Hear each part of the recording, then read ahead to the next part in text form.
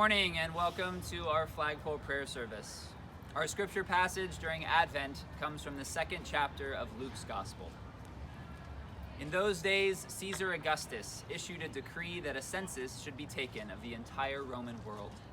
This was the first census that took place while Quirinius was governor of Syria, and everyone went to their own town to register. So Joseph also went up from the town of Nazareth in Galilee to Judea, to Bethlehem, the town of David, because he belonged to the house and line of David.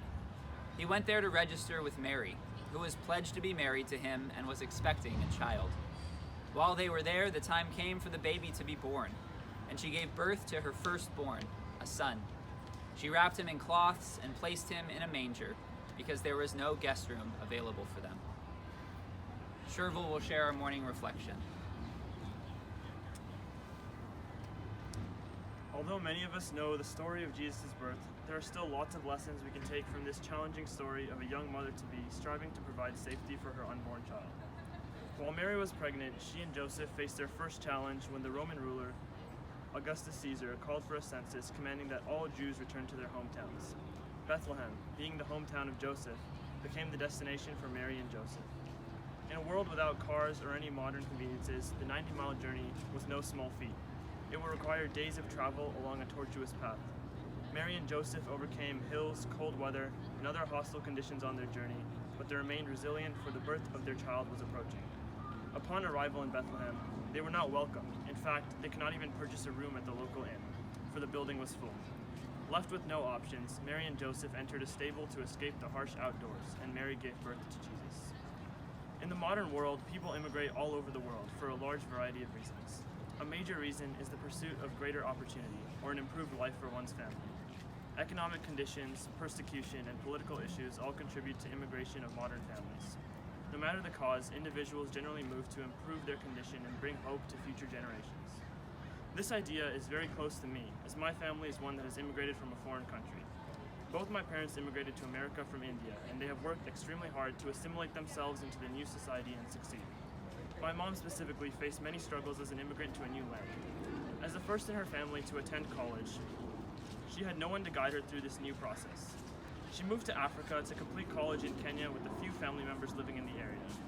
Learning from her experiences in Kenya and growing from the challenge of immigration, she later immigrated to America to complete a graduate degree at an American university. All of this work was in pursuit of an opportunity for her and the family she hoped to have. Through all her experience, I have learned that life in a foreign land can be very challenging. Firstly, it can be extremely expensive to move to a foreign country, as transportation and education are two of many massive expenditures involved in immigration. Additionally, the challenge of learning a foreign language is a huge obstacle, but an essential step when assimilating into a new society. Although English is one of the most difficult languages to grasp, most immigrants, including my mom, rapidly learn it to the best of their ability in order to move to America, hoping for the chance to live a successful life. Many native English speakers take this knowledge for granted and disregard the struggles immigrants face in learning this language that is foreign to them. We should be considerate and not expect perfection from everyone, as we can never truly understand each person's history. Surely native English speakers would struggle as well if they had to rapidly learn a foreign tongue and move to a land where only that language was spoken. In addition to language, we should be accepting of all cultures. The cause of much conflict in the modern world is a concerning trend of fear of ideas that appear unfamiliar.